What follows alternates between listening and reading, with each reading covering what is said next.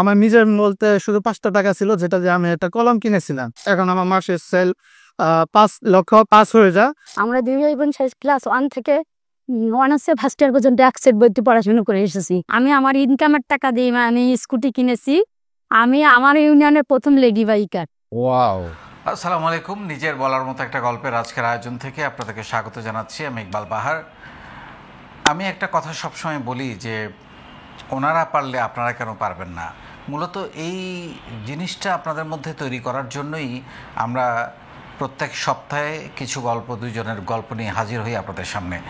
এই গল্পগুলোর আসলে এত বাঁক আছে এবং এত কি বলবো, কষ্ট আছে, বেদনা আছে, নির্মমতা আছে এবং হতাশা আছে, কিন্তু সেখান থেকে আবার কিভাবে ঘুরে দাঁড়াতে হয় এই গল্পগুলো সেটাই বলে দেয়।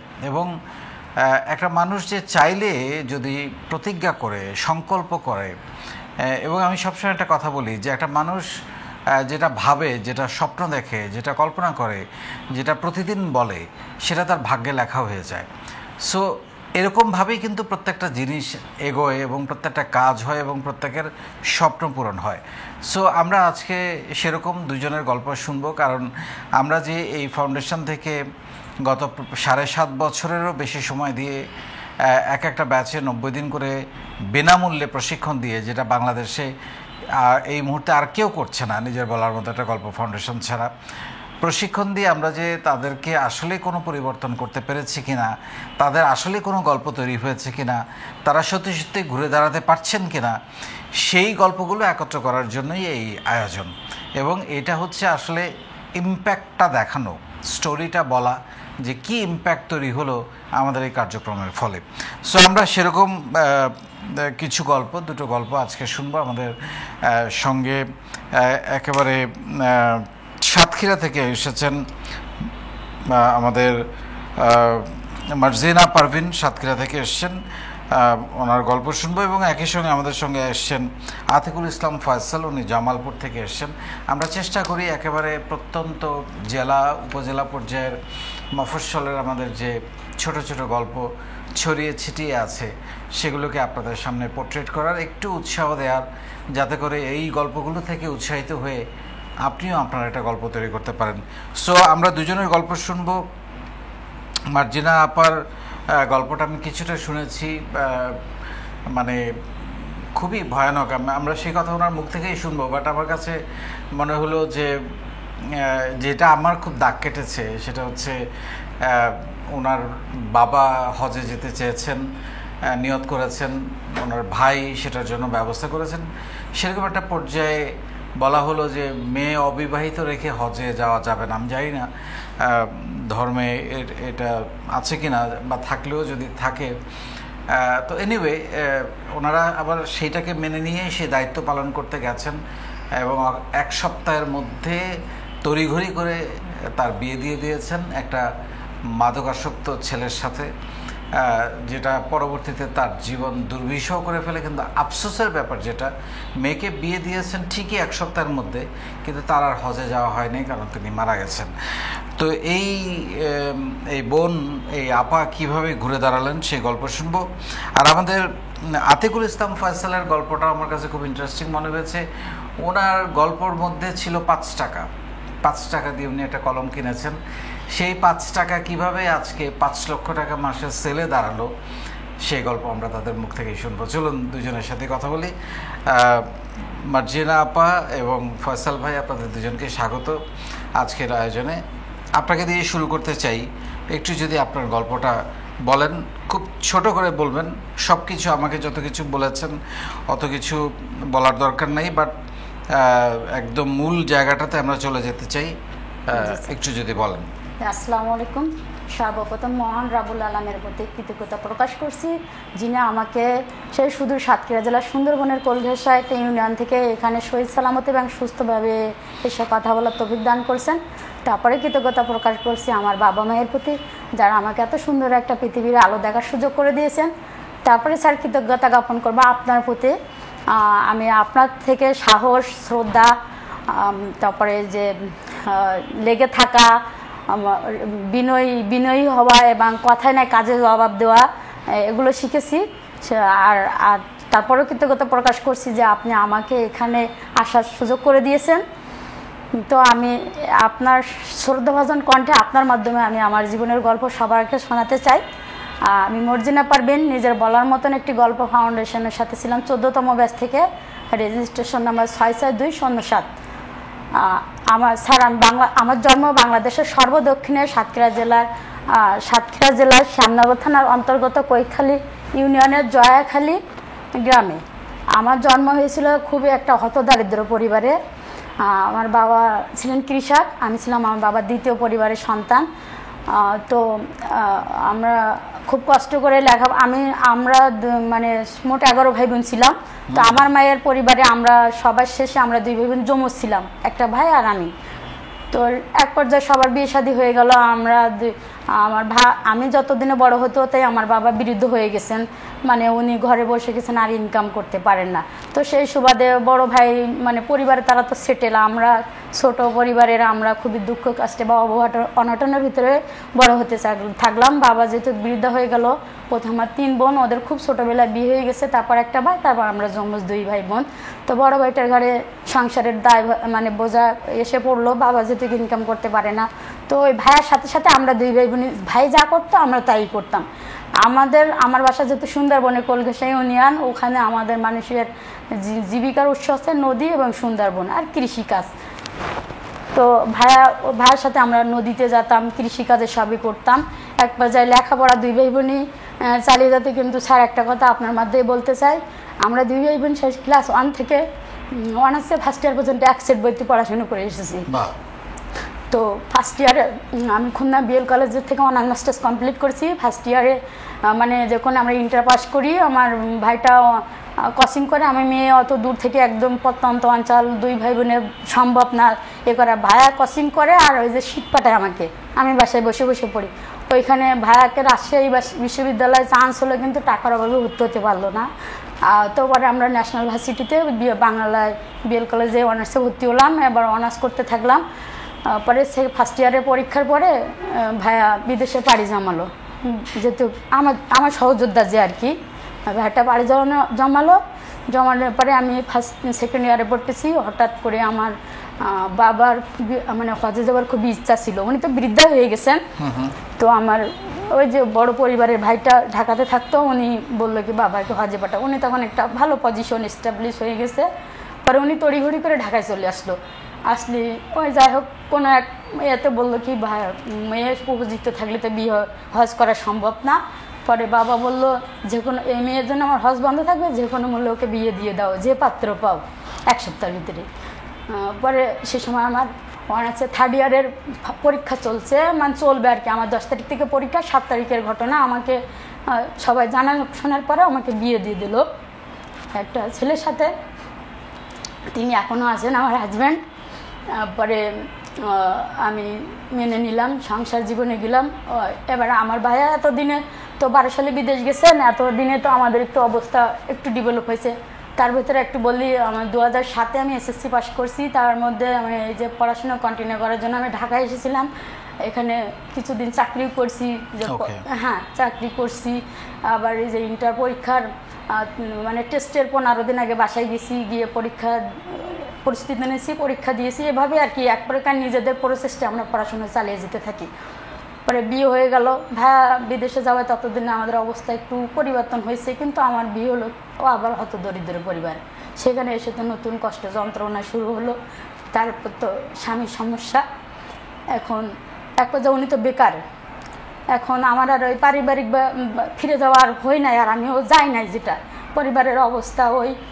এখন এক পর্যায়ে হচ্ছে কি ওনাকে আমার বাচ্চাটা আসলো, বেবি হওয়ার পরে খুবই স্বামী বেকার, তারপর সংসারের অভাব, দারিদ্র, অনাটন, শ্বশুরবাড়িও বিভিন্ন কথা যন্ত্রণা চলতে থাকলে এক পর্যায়ে আমি ভাইয়াকে বললাম ওকে বিদেশ নিয়ে যান। বাচ্চাটা হলো, বিদেশে পাঠালি, কিন্তু ওনাকে যে কাজ দেয় উনি কোনো কাজ করতে পারে না, মানে খুব সমস্যা। এই করতে করতে 1 বছর পাড়ি গেলে এমনকি দেশ থেকেও টাকা পাঠানো লাগে ওনাকে। এভাবে ভাইয়া বিরক্ত হয়ে গেল, বললো প্রয়োজনে ওকে দেশে পাঠিয়ে দেয়। ইতিমধ্যে করোনাও চলে আসলো। করোনা চলে আসলে ওই আমি গ্রামের মেয়ে ছিলাম, শহরে সেভাবে উঠি না, একদম প্রত্যন্ত অঞ্চল। আমার থেকে আমার উপশহর প্রায় 30 থেকে 35 কিলোমিটার দূর, মানে এতটাই। আমার এক পাশে সুন্দরবন আর এক পাশে হচ্ছে ভারত আর কি, আমাদের একদম দ্বীপ একটা আমাদের ইউনিয়নটা।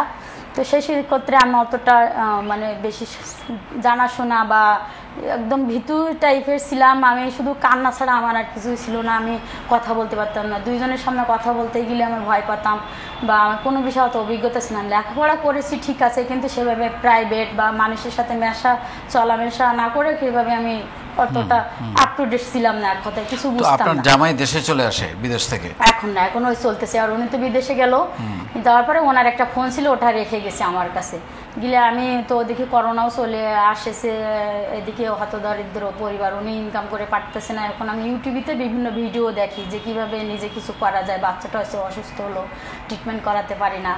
পরে এক পর্যায়ে আমি আপনার একটা ভিডিও দেখলাম, আমাদের এই সাতক্ষীরা জেলার গর্ব রুবেল ভাইয়ের ভিডিও। উনি মনাশির সময় লাইভে আসছিলেন, দেখলাম উনি এগুলো নিয়ে কাজ করে সফল হয়েছেন।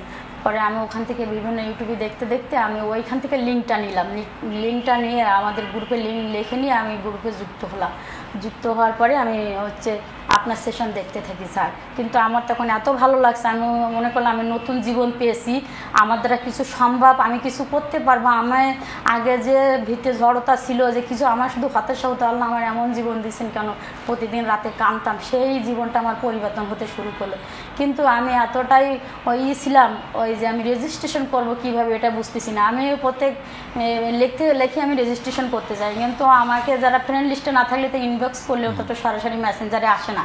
অনেকেই আছে, রুনা আহমেদ আপু, আর অনেক ভাইয়া বোনেরা আমাকে রেজিস্ট্রেশন সহজ করার জন্য সহযোগিতার মেসেজ করেছেন, কিন্তু আমি ওটাতে দেখতে জানি না, দেখতে পারি না।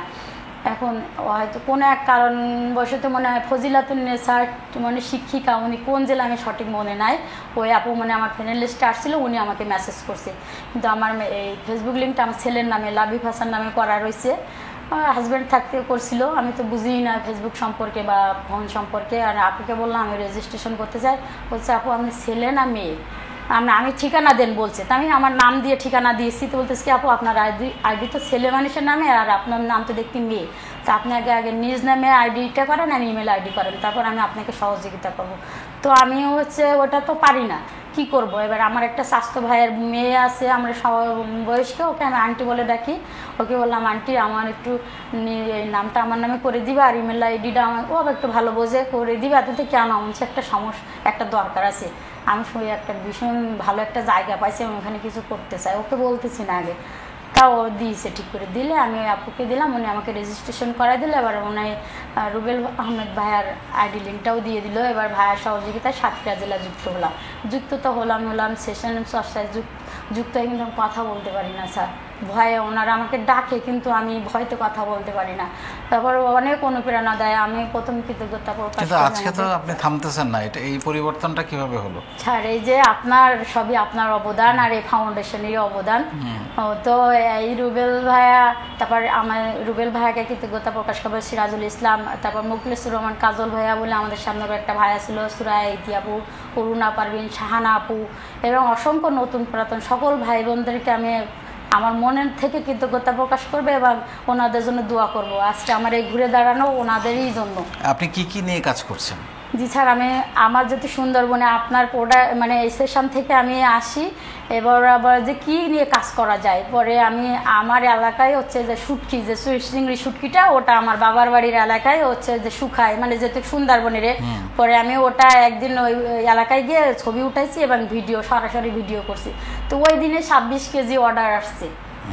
আসলে আমি ওনাদের থেকে নিয়ে, তো আমার থেকে তো কুরিয়ার আবার অনেক দূর, এখন আমার বাচ্চাটাও ছোট, 15-16 মাস বয়স। আমার হাজব্যান্ড তখনই বিদেশে আছে। পরে আমি ওখানে বস্তা ভরে নিয়ে খুব কষ্ট করে এনে ডেলিভারি দিলাম। আর আমার ওই যে এলাকায় যে আমার আত্মীয় রিলেটিভ যারা সুন্দরবনের মোয়াল, তো ওদের একমাত্র উৎসই তো এই বললাম জীবিকার, ওদের থেকে মধু নিয়ে হচ্ছে রিসেলিং আর কি। রিসেলিং মানে আমার তো কোনো টাকা নাই, ওরা সেল করে, ওদের কাছ থেকে আমি নিয়ে হচ্ছে কাজ শুরু করলাম, যে আমি বিক্রি করে আপনাদের টাকা দিব। তো বলছি আচ্ছা ঠিক আছে। তারপরে এভাবে আমার উদ্যোক্তা জীবন শুরু স্যার। তা কি নিয়ে কাজ করেন আপনি? আমি এখন শুটকি, মধু, গাওয়া ঘি আর সকল প্রকার পোশাকের আইটেম, এবং আমাদের সিজনাল ফল যে আমটা নিয়ে বর্তমান কাজ করি। সাতক্ষীরার যে হ্যাঁ, সাতক্ষীরার হাড়িভাঙ্গা। জি, হাড়িভাঙ্গা না, হিমসাগর। হিমসাগর, সরি, জি। হাড়িভাঙ্গা তো রংপুর। আচ্ছা, আপনার এখন মাসের সেল কেমন? আচ্ছা, আমার মাসে এখন 80 থেকে 90,000 টাকা সেল হয়। বাহ। আমার মাঝে আরও একটা কারণ আছে, আমি একটু বলি আমার সেলটা কমে যাওয়ার কারণ কি। এবার ইতিমধ্যে হাজব্যান্ডটা করোনা শেষ হয়ে গেল, তার মধ্যে উনি আবার দেশে চলে আসলো, ইনকাম সেভাবে গিয়ে করতে পারি নাই, ওনার সমস্যা তো আছে, উনি চলে আসলো। আসার পরে তারপর আমি যখন এখানে যুক্ত হলাম, আমি এতটাই এর প্রতি হয়ে গেলাম, কোনো রকম সংসারে কাজ করে সারাক্ষণ মোবাইল নিয়ে পড়ে থাকি। তো শ্বশুরবাড়ির লোক অনেক কথা বলতে থাকে, হাজব্যান্ড বিদেশে, এই বউ ফোন নিয়ে সারাদিন কোথায় কি করে, কি বৃত্তান্ত, ছেলের কাছে কমপ্লেন যায় করে। পরে ওনাকেও আমি গ্রুপে নিয়ে আসলাম, পরে আমার ভাইকেও নিয়ে আসলাম, আমার সে আন্টিকেও নিয়ে আসলাম যে তোমরা আসো, এরকম সুন্দর এত। আর স্যার, আমার সবচেয়ে আপনার একটা কথায় আমাকে বেশি অনুপ্রাণিত করছে যে চাকরি করব না, চাকরি দিব। কারণ আমি ছোটোবেলার থেকে একটা স্বপ্ন দেখতাম, যেমন ছোটোবেলাতে তো অনেক কষ্টে লেখাপড়া শিখেছি, যে আমি এমন কিছু একটা হব যেন সারা বাংলাদেশের লোক আমাকে চেনে এবং জানে। তাই সত্যি স্যার, আমি সাতক্ষীরা জেলা মর্জিনায় এক নামে সবাই চিনতো। তা আমার এই হাজব্যান্ড চলে আসার পরে আমি ইনঅ্যাক্টিভ হয়ে গেছিলাম প্রায় 1.5 বছরের মতন। যে পারিবারিক যে অশান্তি, যে না থাক, আগে আপনি তো সবসময় বলেন আগে পরিবারকে প্রাধান্য দিতে হবে, এই জন্য আমি বললাম যাক ব্যবসা একটু ধীরে থাক, আমি পরিবারকে সময় দেই। তারপর ইনঅ্যাক্টিভ হওয়ার কারণে আমার সেলটা কমে গেছে, তো আমি আবার অ্যাক্টিভ হয়েছি আবার এখনই। নাহলে আমি আশা করি পুরোদমে যদি আমি অ্যাক্টিভ থাকতাম এতদিনে আমার 1-2 লক্ষ তো টাকা আপনার sale হয়ে জামাইকে যেত। কি আপনি পরিবর্তন করতে পেরেছেন? স্যার, অনেক চেষ্টা করেছি কিন্তু উনি সেভাবে পরিবর্তন হয় নাই। বাট আপনি এখনো তার সংসার করছেন, আমি ধৈর্য এখনো ধরে। চাচ্ছি তাকে, আমি ধৈর্য হারাতে ধরে, চাই এটা না। একটা বিশাল ব্যাপার। আপনার জন্য অনেক অনেক দোয়া থাকলো। আমরা একটু আমাদের যে আরেক ভাই আছেন, আপনার কথা শুনবো আবার কিছুক্ষণ পরে। আমি একটু আমাদের জামালপুর থেকে যে নিয়ে এসছেন আমাদের ফয়সাল, না, আমাদের ফয়সাল ভাইয়ের কাছে আমি একটু যেতে চাই যে উনি কিভাবে এই আপনার গল্পটা একই রকমভাবে আমি একটু শুনতে চাই, যে কিভাবে আপনি আতিকুল ইসলাম ফয়সাল, কিভাবে আপনি ঘুরে দাঁড়িয়েছেন এবং শুরুটা কেমন ছিল, কোথা থেকে শুরুটা? আসসালামু আলাইকুম, অসংখ্য ধন্যবাদ স্যার আজকে এত সুন্দর জায়গায় আমাকে সুযোগ দেওয়ার জন্য। আমি এখানে আসতে পারছি শুধু আপনার এই কৃতজ্ঞতা প্রকাশ করতেছি, আমার দিল থেকে শুকরিয়া আদায় করতেছি মহান রব্বুল আলামিনের প্রতি। এরপর আমার বাবা মার প্রতি আমি আপনার প্রতি কৃতজ্ঞতা প্রকাশ করতেছি। এটা আমি শুরু থেকে একটুখানি বলতে চাই। জি জি। যে প্রথমে আমি ছোট থেকেই স্যার একটু ওরকম ছিলাম, সাদামাটা জীবন যাপনের জন্য চলতাম। তো যখন আমি সাদামাটা জীবন চলতাম তখন আমি বুঝতে পারলাম যে আমার জীবনে নিজের জন্য কিছু করতে হবে, পরিবারের জন্য কিছু করতে হবে। তখন নিজের জন্য এবং পরিবারের জন্য কিছু করতে গেলে দেখা যাবে যে আসলে অভিজ্ঞতা ছাড়া কোনো জায়গায় আগানো যাবে না। সেজন্য আমি প্রাতিষ্ঠানিক পড়াশোনার পাশাপাশি একটা গ্রাফিক ডিজাইনের কোর্সে ভর্তি হয়ে নিই। বা তখন আপনি কিসে পড়েন?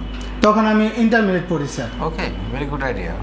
তো ইন্টারমিডিয়েট পড়াশোনার পাশাপাশি গ্রাফিক ডিজাইনের একটা কোর্সে ভর্তি হয়ে নিলাম। পরবর্তীতে দেখা গেল যে আমি ওই গ্রাফিক ডিজাইন কোর্সটা কমপ্লিট করার পরে আমার উস্তাদ যিনি ছিলেন ওনার মাধ্যমেই জামালপুর জেলার শহরের ইস্পাহানি ডিজিটাল প্রিন্টার্সে ডিজাইনার হিসেবে আমাকে নিয়োগ দেওয়া হলো। তো সেখানে চাকরি করতেছিলাম, চাকরির পাশাপাশি দেখা গেল যে চাকরির পরবর্তীতে মাস শেষে একটা স্যালারি আসে, সেটা ভালো লাগে। তো ওইভাবে চলতেছিল, চলতে থাকতে থাকতে এক সময় দেখা গেল যে আমি আমার এইভাবে গদবাঁধা জীবনটা আসলে ভালো লাগে না। যে চাকরি করব, যে অন্যের ওইখানে আমি থাকবো, আমার নিজের কি হলো, নিজের জন্য একটা কিছু করতে হবে। নিজের জন্য কিছু করার জন্য আমার মনের মধ্যে আবার আরেকটা আগ্রহ জন্ম দেয় যে আমার ব্যবসা বা অন্য কোনো কিছু আমার নিজের করতে হবে। সেটা আমি আমার পরিবার এবং আমার প্রতিবেশী যাদের কাছে শেয়ার করি, তারা কেউ আমাকে সেভাবে আগ্রহ দেখায় না, আমাকে উৎসাহ দেয় না। তারা আমাকে আরো ডিমোটিভেটেড করে, তুমি পারবা না, তুমি পারবা না, তোমাকে দ্বারা ব্যবসা হবে না, চাকরি তোমার জন্য একমাত্র মাধ্যম। যে আমার কাছের লোক যারা, তারাও আমাকে খুবই ডিমোটিভেটেড করতেন। তো আমার আবার জিত ছিল স্যার, আমি পারবো ইনশাল্লাহ, আমাকে পারতেই হবে, সবাই পাইলে আমি কেন পারবো না। কেননা আমার সারা জীবন শুধু যে অন্যের ওখানে আমার কাজ করতে হবে, এটা আমার মনের মধ্যে একটা এই ছিল যে অন্যের ওখানে আমি কাজ কেন করবো, আমার নিজের জন্য কিছু করতে হবে, আমার পরিবার দেখতে হবে। সেজন্য তখন আমি দেখা গেল নিজের মনোবল দ্বারা আমি প্রথমে ব্যবসা শুরু করি একেবারে বিনা পুঁজিতে স্যার ব্যবসার মধ্যে আমার পুঁজি একেবারে ছিলই না বললেই চলে। প্রথমে তো শুরু করি, আমার ব্যবসা করতে গেলে যে একটা সিকিউরিটি যে লাগে ঘর নেওয়ার জন্য, সেটাও আমি হাওলাত করে সিকিউরিটির টাকাটা আমি সংগ্রহ করি কোনো রকম। পরে আমার বাবার যে একটা ব্যবসা ছিল আগের, সেই বাবার ব্যবসা থেকে পুরাতন কিছু ফার্নিচার ছিল, সেই ফার্নিচারগুলো দিয়ে আমি ঘরটাকে কোনো রকম করে সাজাই। তারপর আমি আমার মামা এবং চাচাদের কাছ থেকে মাল হাওলাত নিয়ে, প্রোডাক্টগুলো হাওলাত নিয়ে আমি সকালে হাওলাত নিতাম, প্রোডাক্টগুলো আমি বিক্রি করে রাতে তাদেরকে টাকা দিয়ে দিতাম, তাদের মূলধনটা দিয়ে দিতাম। আমি রাতে দেখা যেত যে 200 হোক, 300 হোক, 500 হোক, আমি যাই বাসায় নিয়ে যেতাম। এইভাবে আস্তে আস্তে শুরু করলাম। স্যার আমি আসলে ব্যবসায় আসার আগেও আমার একটুখানি ছিল যে আমি ব্যবসায় আসার আগে আমার বাবার কাছ থেকে আমি এটা শিখেছিলাম। আমার বাবার এগুলো ব্যবসা ছিল, কিন্তু বাবার ওখানে থাকার পরবর্তীতে আমি ওনার কাছে শিখতেছিলাম, ঠিক আছে। হঠাৎ করোনার সময় স্যার আমাদের দোকানটা যে মালিক করেছিল সেই মালিক ভেঙে আবার নতুন করে করছে, কিন্তু করোনার পরবর্তীতে আমাদেরকে আর দেওয়া হয় নাই, আমরা নিতে পারিনি। এখন বাবারও দোকান নাই, আমারও তো একটা চলতে হবে। আমার ওই সময় আবার বিয়ে শাদী করা দিছে, দেখা গেছে যে চলতে গেলে এখন কিছু করতে হয়। তখন আমি ওই বাবার দোকান থেকে আবার মামার দোকানে, চাচার দোকানে ওদের কাছে কিছু অভিজ্ঞতা অর্জন করলাম। অর্জন করার পরেই স্যার আমি এখানে ব্যবসাতে এসেছিলাম। তো আমার প্রথম দিনের কথাটা স্যার এখনও মনে পড়লে আমার চোখ দিয়ে পানি চলে আসে। সেটা হচ্ছে স্যার আমি যে প্রথমে শুরু করব, সেখানে আমার খাতায় যে লিখে রাখতে হবে, সে লিখে রাখার যে একটা টালি খাতা লাগে, আমি জানতাম ব্যবসায় একটা টালি খাতা লাগে, আমি বাবার কাছে দেখেছিলাম। সেই টালি খাতা কেনার মতো স্যার আমার পয়সা ছিল না। আমার নিজের বলতে শুধু 5টা টাকা ছিল, যেটা দিয়ে আমি একটা কলম কিনেছিলাম। আর সেই কলম দিয়ে আমি এবং লিখে রাখবো কিসের মধ্যে, এখন আমার কাছে কিছু লিফলেট ছিল, ওয়াজ মাহফিলের লিফলেটগুলো। সেই লিফলেটের উল্টা পেজের মধ্যে আমি ব্যবসার হিসাবগুলো সারাদিন লিখে রাখতাম। তো যখন আমি এইভাবে লিখে রাখতাম এবং ব্যবসা করতেছিলাম, একসময় আস্তে আস্তে দেখা গেল যে আমি ওই লিফলেট থেকে টালি খাতা কেনার সমর্থ হলো। এখন আমি স্যার হিসাবই একটা অ্যাপসে এসে আমার হিসাবটা রাখতে পারি, কম্পিউটার বা আমার মোবাইলে এক নজর আমি দেখতে পারি আমার হিসাবে কতটুকু আমার অ্যামাউন্ট আছে, কতটুকু আমার ক্ষতি হয়েছে, লাভ হয়েছে, সব আমি ওইখান থেকে দেখতে পারি। তো স্যার এই সব কিছু আমাকে আরও উৎসাহিত এবং উদ্দীপনা দিল আমার নিজের বলার মধ্যে একটা গল্প ফাউন্ডেশন। এখানে আসার পরে আমি আমার ব্যবসাটা যতটুকু শুরু করছিলাম তার থেকে আরও দ্বিগুণ বেড়ে গেল। প্রত্যেকটা মানুষ আমাকে এতটা ভালোবাসলো এবং এতটা মহব্বত করলো যে আমি এত ভালোবাসা, এত মহব্বত স্যার সত্যি বলতে আমি আমার পরিবার থেকে কি আমার প্রতি পরিবার, বন্ধু বান্ধব এবং কি আমার অন্য কোনো পারিপার্শ্বিক অবস্থা থেকে এতটুকু আমি পাইনি, মাশাআল্লাহ। তো এখান থেকে আমি যখন এইভাবে পেলাম, আমি একটা ভাইয়ের মাধ্যমে রেজিস্ট্রেশন করি। আমার উনি বন্ধুসুলভ ভাই ছিলেন, ভাইয়ের নামটা হচ্ছে সুলাইমান হক, উনি জামালপুরের বাড়ি। ওনার মাধ্যমে আমি রেজিস্ট্রেশন করি স্যার। রেজিস্ট্রেশন করার পরে এখন সেশনে যুক্ত হব, সেশনে যুক্ত হয়েছে, আমাকে করে দেওয়া হয়েছে, আমি সেশনে যুক্ত হয়েছি। কিন্তু স্যার আমি কথা বলতে পারতাম না, কথা শুধু শুনতামই অনেক মনোযোগ দিয়ে। শেষ পর্যন্ত সবাই সেশন শেষেও দেখা যেত যে কিছু অনেকেই তাদের মন খোলা কথা বলতেছে, নিজেরা বন্ডিং করতেছে, আমি শেষ পর্যন্ত কথা শুনতাম। প্রত্যেক দিন তারা খেয়াল করতেন যে একটা ছেলে আমাদের মধ্যে শুধু কথা শুনতেছে, কথা বলে না। আমাকে যখন স্যার ডাকা হতো, আমি তখন মাইকটা আনমিউট করতাম না, আনমিউট করলে কথা বলতে হবে, সেজন্য আমি আনমিউট করতাম না, শুধু কথা শুনতাম। পরে আমাদের বড় ভাই, শ্রদ্ধেয় বড় ভাই, উনি আমার বড় ভাই, পরবর্তীতে পরিচয় হয়েছে যে আমার আসাদুল ইসলাম আসাদ ভাই, কোর ভলেন্টিয়ার, উনি এবং আমাদের Dubai country ambassador Sabbir Ahmed ভাইয়া, আমাদের জামালপুর জেলা প্রতিনিধি ইমতিয়াজ ইমতি ভাই, জেলা প্রতিনিধি সুবর্ণেশ্বরী চায়না আপু, মীর জাহিদুল ইসলাম ভাইয়া, এনারা এবং আশেপাশে যিনারা ছিলেন সবাই আমাকে খুব উৎসাহ দিয়ে আমাকে কথা বলার জড়তা কাটানোর জন্য এবং আমাকে উৎসাহ দিয়ে আমার কীভাবে কী করতে হবে, কিভাবে আমি ব্যবসার মধ্যে আগাবো, কিভাবে এই ফাউন্ডেশন থেকে আমি ওই ফায়দা নেব, সেটা আমাকে বলে দিতেন। তো আপনার অনেক পরিবর্তন হয়েছে, আজকে তো বেশ ভালো কথা বলছেন। জি স্যার, আমি স্যার একটা আপনার এখান থেকে যে শব্দটা আমি সবসময় নিতাম, সেই শব্দটা হচ্ছে স্যার স্বপ্ন দেখুন, সাহস করুন, শুরু করুন এবং লেগে থাকুন। এই কথাটা স্যার আমার মনের মধ্যে এত গাচ্ছে যে আমি এই কথাটার উপরে ভিত্তি করেই আমি সামনের দিকে আগাইতেছি, যে এখন পর্যন্ত আমি প্রতিদিন চর্চা করি যে এই কথাটা আমাকে সামনের দিকে আগাইতে হবে। সো কি নিয়ে কাজ করেন আপনি এখন? আমি স্যার কাজ করি এখন, প্রথমে যখন শুরু করি সামান্য কিছু প্রোডাক্ট ছিল, ঘড়ি এবং চশমা। তো সব কিছুর মধ্যে আল্লাহ তাআলার অশেষ রহমত যে আল্লাহ তাআলা আমাকে এখন যে প্রোডাক্টগুলো আমাকে দিয়েছেন সেগুলো আমি কাজ করি। ঘড়ির সাথে চশমা এবং এর মধ্যে গেজেট আইটেম বিভিন্ন রকম, যেমন স্মার্ট ব্যান্ড, স্মার্ট ওয়াচ, তারপরে আপনার ইয়ারবাডস, পাওয়ার ব্যাংক, হাত ঘড়ি, দেয়াল ঘড়ি, টেবিল ঘড়ি, এগুলো তো আছেই। এগুলো আমি প্রথমে যে একটা দুইটা প্রোডাক্ট নিয়ে শুরু করছিলাম, তখন তো ওই প্রোডাক্টগুলো অন্য কারোর বাড়িতে হয়তো তার থেকেও বেশি প্রোডাক্ট আছে যে প্রোডাক্টগুলো আমি নিয়ে শুরু করছিলাম, একেবারে অল্প প্রোডাক্ট নিয়ে শুরু করছিলাম। স্যার আপনার সাথে প্রতিদিনই দেখা হবে না এটা বিশ্বাস করতাম, কিন্তু একদিন না একদিন দেখা হবে এটার বিশ্বাসে আমি আপনার সাথে সর্বপ্রথম দেখা হয়েছিল একটা উদ্যোক্তা মেলায়। তারপরে আমাদের পার্শ্ববর্তী ডিস্ট্রিক্ট যেখানে হইতেছে টাঙ্গাইল মধুপুর পিকনিক স্পটে আপনি যখন গেলেন, সেখানে আপনার পাশে মহান মানুষ আপনি, আসলে এটা আসলে সামনে প্রশংসা করতে নেই, তারপর শব্দটা বেড়ে বললো সেজন্য বলে ফেলাম, সরি দুঃখিত স্যার। আসলে আপনার পাশে বসে থেকে আমি কিছু কথা শুনতে পেয়েছিলাম এবং কিছু কথা আমাকে বলারও সুযোগ দেওয়া হয়েছিল। সেখান থেকে আমি এতটাই আগ্রহ, আরও উৎসাহ পেলাম এবং ব্যবসার লাইনে আরও আগালাম।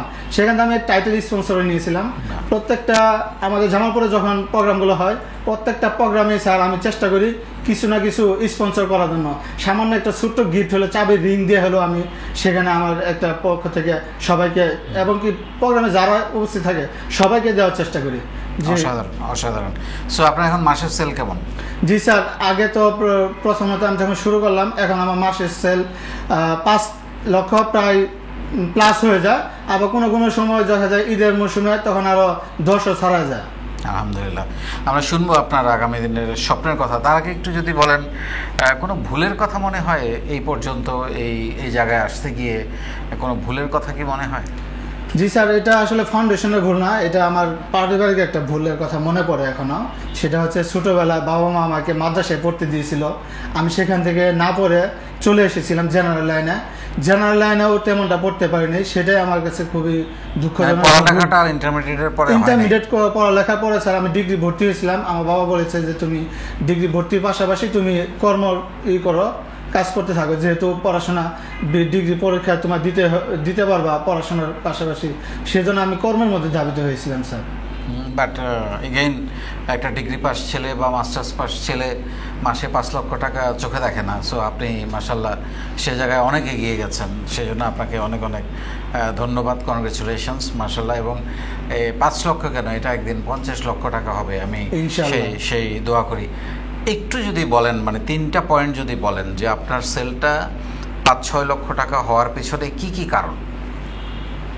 একটা তো হচ্ছে সর্বপ্রথম আমি যখন ব্যবসা শুরু করি স্যার, তখন তো আমার একটা ছিল যে আমি সবার কি বলে এটাকে বিশ্বাসী ছিলাম, আমি আসলে পণ্য সেল করি না, কাউকে ঠকাবো না।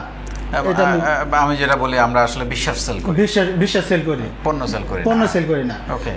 আর দ্বিতীয়ত হচ্ছে আমি ফাউন্ডেশনে আসার পরে ফাউন্ডেশনের ভাই এবং বোনেরা যত দূর থেকে যাক, আমার প্রত্যন্ত অঞ্চল, আমাদের জামালপুরে 7টা উপজেলা রয়েছে, সেখান থেকেও তারা এসে আমার এখান থেকে প্রোডাক্ট কিনে। এই যে তারা একটা বন্ডিং তৈরি করে দিছে, এর মাধ্যমেই স্যার আমার তো প্রথমত আমার সেল হয়তো বা 5 থেকে 6 লক্ষ টাকা, হয়তো বা 1-1.5 লক্ষ টাকা সেল হইতো প্রথম মাসে। কিন্তু এটা যখন যুক্ত হলো, আস্তে আস্তে বাড়তে এত পর্যায়ে যা আসবো এটা আমি নিজেও পরিকল্পনা করতে পারি। তার মানে নেটওয়ার্কিংটা আপনাকে বেশ উপকার দিয়েছে। একটা হলো বিশ্বাস, আপনি কাউকে ঠকান না, প্রোডাক্টের মান ভালো, নেটওয়ার্কিং। জি স্যার। আর হচ্ছে আমি বিভিন্ন জায়গায় স্যার যতটুকু সম্ভব হয় আমি তাদের মাধ্যমে কিছুটা হলেও ওই স্পন্সর করে থাকি, তাদের মাধ্যমে একটা আপনার ব্র্যান্ডিং করার চেষ্টা করি। Thank you very much. আপনার স্বপ্নের কথা শুনবো একটু। আপনার কাছে আসি। আমি আসলে আপনাকে জিজ্ঞেস করবো না যে আপনার জীবনে কি ভুল ছিল, কারণ আপনার জীবনটা এত সংগ্রামের এবং এত উত্থান পতনের মধ্য দিয়ে এসেছেন। তবুও কখনো কখনো এরকম, মানে আমি সবসময় সবাইকে শেখানোর চেষ্টা করি এবং আমি নিজেও এটা প্র্যাকটিস করি যে মাঝে মধ্যে একটু পিছনে ফিরে তাকা যায়, আচ্ছা আমার কি ভুল ছিল। এরকম কোনো ভুলের কথা মনে হয়? স্যার ভুল বলতে আমার অনেক বাধা এসেছে, কিন্তু আমি পড়ালেখা কন্টিনিউ, আমার একটাই জিদ ছিল যে আমি আমার চাকরি হোক আর নাই হোক আমি শেষ পর্যন্ত লেখাপড়া শেষ করব, তো এটা করেছি। আর এটা একটা অসাধারণ ব্যাপার, আপনি এরকম প্রত্যন্ত গ্রামের এরকম একটা অসহায় অবস্থা, প্রতিকূল অবস্থার মধ্যে আপনি গ্র্যাজুয়েশনটা কমপ্লিট করেছেন। স্যার এটা মনে হয় সম্ভব হতো না আমি এই ফাউন্ডেশনে না আসলে। আমি তো ফাউন্ডেশনে এসেছি এই যে সেকেন্ড ইয়ারের পর থেকে, তো আমি না আসলে এটা সম্ভব হতো না। আর সবচেয়ে যে আপনার একটা উক্তি আমাকে জীবন বদলে দিছে, চাকরি করব না চাকরি দিব, এটা। আর সব কিছুই সম্ভব বলতে কি আমি বলেছি তো, আমি কথাই বলতে পারতাম না, শুধু কান্নায় আর বলতাম আল্লাহ আমার এমন জীবন কেন দিছে। তো আমার জীবনে যতই ক্রেডিট বলেন আর আজকে এই কথা বলার অবদান আর যাই কিছু সবই কিছু স্যার আপনারই অবদান, এই নিজের বলার মতন একটি গল্প ফাউন্ডেশন। আরেকটা বিষয় আপনার পরিবর্তন আপনার কথার মধ্যে এসছে, এটা ডেফিনেটলি ওনারও এসছে কথার মধ্যে, সেটা হচ্ছে কথা দিয়ে নয় কাজ দিয়ে মানুষের যে কোনো, যেমন ওনাকেও বলছিল কিছু হবে না, ওনাকে আপনাকেও মানে নানান ভাবে।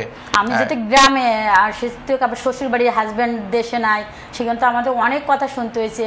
আর প্রথম তো স্যার আমি একটু না বললে নয়, আমি যে সময় এই সেশনে যুক্ত হই আগে কিন্তু অনেক মেগা মিটার 3টা 4টা পর্যন্ত চলতো। প্রথম আমার কথা বলা এই যে আপনার রংপুরে একটা বিভাগীয় মিটার, তো আমি এই 9টা জয়েন হয়েছি আর রাত 3:30 বেজে গেছে, আমার নামটা এখনো অ্যালাউন্স হয় নাই। তখন অল্প সংখ্যক ভাই বোন রয়েছেন, তাও আমি ওখানে মানে যুক্ত রয়েছি।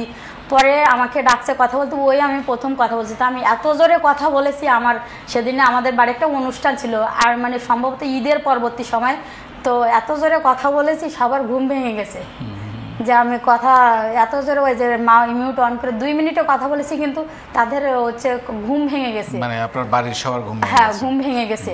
এই আমার প্রথম কথা বলা। তারপর থেকে তো এই সেশন শর্টসের মাধ্যমে কথা বলা জড়তা কেটে গেল বা বিভিন্ন, তবে আমার পারিবারিক অবস্থার কারণে বলেন আর যাই বলে আমি কোনো আপনার মেগা মিটআপ বা এই যে কোনো ঢাকাতে এত প্রোগ্রামে আমি কখনো যুক্ত হতে পারি না, এত রাত জাগা যাবে না। হ্যাঁ এটা এখন তো আর না, সেই সময় আর কি। আর যে বড় বড় আরেকটা বিষয় হচ্ছে আপনার স্বপ্ন কি, কোথায় দেখতে চান? এতটুকু পথ পাড়ি দিয়ে তো এক জায়গায় এসেছেন। জি স্যার, আমিও আমার স্বপ্ন তো অনেক, যে আমি যেহেতু একটা মেয়ে অনেক কষ্ট করে সংগ্রাম করে এ পর্যন্ত এসেছি, আর বিশেষ করে প্রত্যন্ত অঞ্চলের মেয়েদের পক্ষে এটা সম্ভব না। স্যার আমি আরেকটু না বললে নয়, আমি আমার ইনকামের টাকা দিয়ে আমি স্কুটি কিনেছি, আমি আমার ইউনিয়নের প্রথম লেডি বাইকার। ওয়াও, যেহেতু আমার বাসা থেকে বলেছি তো 32-35 কিলো দূর কুরিয়ারে যেতে হয়। দেখেন একটা জিনিস আমি আপনাদের বলি, এটা সবার কাজে লাগবে, সেটা হচ্ছে আপনি যখন 23 সালে কিনেছি আমি হ্যাঁ স্কুটিটা। আপনি যখন মাথার মধ্যে এটা সেট করতে পারবেন যে কে কি বললো আমি এটাকে গুরুত্ব দিব না, সেদিন থেকে আপনি কিন্তু আগে যাবেন। এই যে আপনি ধরেন একটা গ্রামে স্কুটি চালানোর মতো দুঃসাহস, মাশাআল্লাহ আপনি পর্দা আপ ডাউন করে এসে ডেলিভারি দিয়ে যান। So amazing. স্যার আমার পর্দাটা হচ্ছে আমার বাবা এমন একটা, মানে একটা ইসলামী মাইন্ডের পরে আমার বাবা বলতো যেদিন নামাজ না পড়ো ভাত হবে না, তোমাদের ভাত বন্ধ। মানে ছোটবেলা থেকে আমরা এরকম একটা পরিবারে উঠে এসেছি যে বলে যদি এক তো নামাজ না পড়ো ভাত দেবো না। এই জন্য আল্লাহর রহমতে ওই যে ইবাদত ওইটা আছেন। আর সেই সময় তো আগে তো নেকআপ করেই চলতাম, এখন তো একটু আপ টু ডেট বেশি হয়ে গেছি। আর এটা আর হচ্ছে আমার বাসা যেহেতু বাচ্চাটাও ছোট, আমি অত দূর এই ক্যারি করে প্রোডাক্ট নিয়ে কুরিয়ারে গিয়ে বসে বসে প্যাকিং করতাম। তো ওটা নিয়েছি, তো ওটা নেওয়ার পরেও অনেক কথা শুনেছি। তো ওই যে আমি একটাই শিখে গেছি ততদিনে, যে কথাই নাই কাজে জবাব দিব। আরও অনেক কিছুই শিখেছি, যে ধৈর্য ধরা, সাহস করা। তারপরে আমার হাজব্যান্ড সে সময় প্রবাসী, আমি যখন স্কুটিটা কিনেছি আমি তো মনে করেন আমার এলাকায় আমি এমন একটা অবস্থান তৈরি করতে পেরেছি, সবাই আমাকে বোনের, মানে আমার যে ভাসুর বা রিলেটিভ আমাকে যে জায়গা থেকে আমি যার যে সম্পর্ক আমার সবাই শ্রদ্ধা করে। মানুষ বলে যে মেয়েরা বাইরে বেরোলে ইফটিজিং করে, বাঁকা কথা পায়। আর আমার লাইফে আমি আজও পর্যন্ত পাই নাই যে কোনো ছেলে বা কোনো পুরুষ আমার দিকে বাঁকা চোখে তাকাইছে বা আমাকে কোনো নেগেটিভ কথা বলেছে। হয়তো বা তারা বলছে কিনা জানি না, কিন্তু আমি সেদিকে ফোকাস করি না। হ্যাঁ ফোকাস না করলেই হয়। অনেক ধন্যবাদ। আপনার স্বপ্নের কথা শুনতে চাই, কোথায় দেখতে চান ফয়সাল নিজেকে আগামী 10 বছর পরে?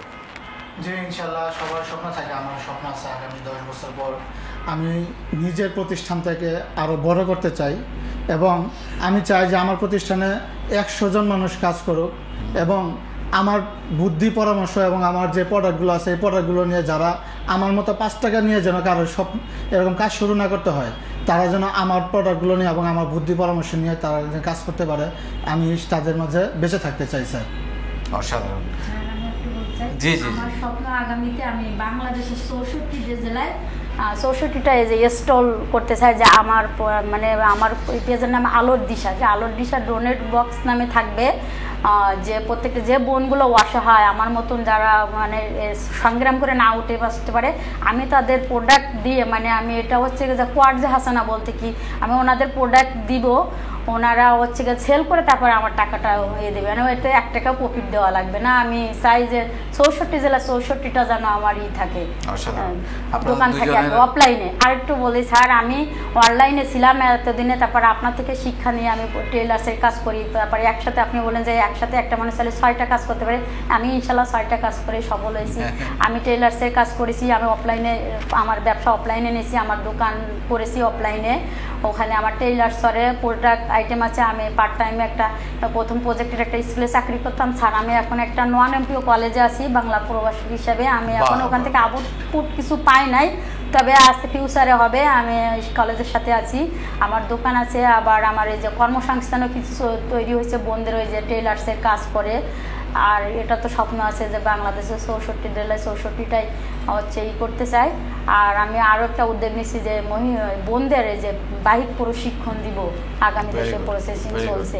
আপনারা কিছু বলতে চান শেষ মুহূর্তে? জি স্যার, শেষ মুহূর্তে একটি কথা বলতে চাই যে আমার বাবা আমাকে উৎসাহ দিয়েছিলেন আমার ব্যবসার কাজে।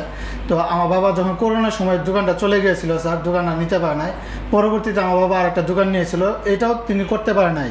শেষ মুহূর্তে এসে এই কথাটা আমি একটু বলে দিতে চাই যে এখন আলহামদুলিল্লাহ আল্লাহ তাআলার রহমতে আমার ফয়সাল অপটিক্যাল নামে জামালপুর শহরে একটা প্রতিষ্ঠান আছে, এবং আমার বাবার একটা প্রতিষ্ঠান, বাবা এখন না করতে পারে, বাবা অবশ্যই নিচে, ওই প্রতিষ্ঠানটা সহ আমি দুইটাই হ্যান্ড ওভার করতেছি, এবং আমার মা বাবা নিয়ে আমি আলহামদুলিল্লাহ সুখে আছি। অসাধারণ, অনেক দোয়া থাকলো, আপনাদের স্বপ্ন পূরণ হোক, সেই দোয়াই আমি করি ইনশাল্লাহ।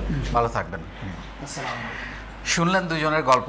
আমার আরেকটা জিনিস আমি প্রায় বলার চেষ্টা করি, সেটা হচ্ছে আমাদের ফাউন্ডেশনের একটা বিউটি যেটা, সেটা হচ্ছে এই যে ফয়সাল জামালপুর থেকে এসছেন, মার্জিনা আসছেন আমাদের সাতক্ষীরা থেকে।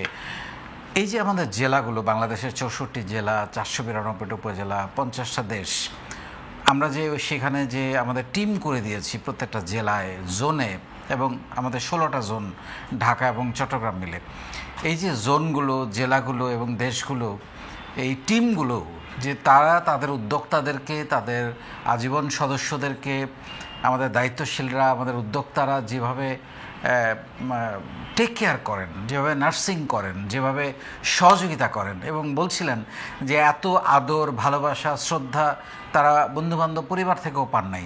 এইটা আমাকে মুগ্ধ করে, আমি গর্বিত এটার জন্য এবং সবার কাছে কৃতজ্ঞ। এটাই হচ্ছে এই ফাউন্ডেশনের সবচেয়ে বেশি বিউটি। কারণ আমি সবসময় বলি যে এটা আমার যেমন একটা দ্বিতীয় পরিবার, আপনাদেরও এটা একটা পরিবার। সো আমরা পারিবারিকভাবে এবং পরিবারের সবাইকে নিয়ে আমরা এটাকে নিয়ে এগিয়ে যেতে চাই। এবং ফাইনালি যে কথাটা বলে শেষ করতে চাই, আপনাদের কাছে একটা প্রশ্ন রেখে, ওনারা যদি এত প্রতিকূল পরিস্থিতি থেকে বেরিয়ে এসে ঘুরে দাঁড়ানোর পথে হাঁটতে পারেন, আপনি কেন পারবেন না? ধন্যবাদ।